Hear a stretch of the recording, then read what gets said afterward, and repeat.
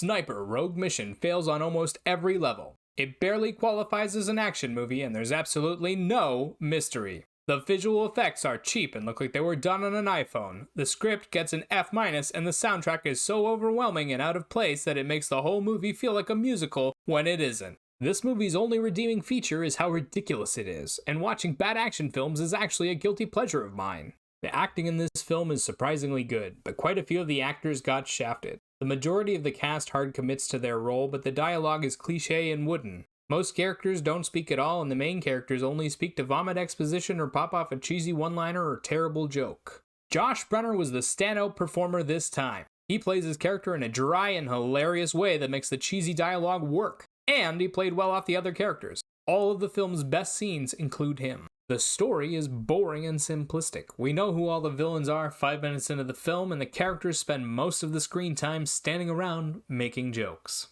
The male characters' personalities are interchangeable, and the women don't speak much. There's poor characterization overall and no character growth over the course of the movie. The soundtrack feels like your neighbor has his radio turned up so loud that you can hear it through the walls, and he keeps changing the tune every minute or so. It's both maddening and overbearing. The soundtrack dominates the majority of the film. The vast majority of the time, the music doesn't fit the emotion of the scene, and the few times it does happen, it almost feels like an accident. The visual effects were low quality and cheap looking, and the fight scenes were done in slow motion, which made them look like choreographed dances, or they were a choppy, confusing mess. With how poor the quality of the film is, I would never recommend it to other people. The graphics are bad, the soundtrack is overbearing, and the script is non-existent. The only people who would like this film are fans of the genre like myself. You have to go into a movie like this without any expectations and laugh at how badly done it is. 3 out of 10.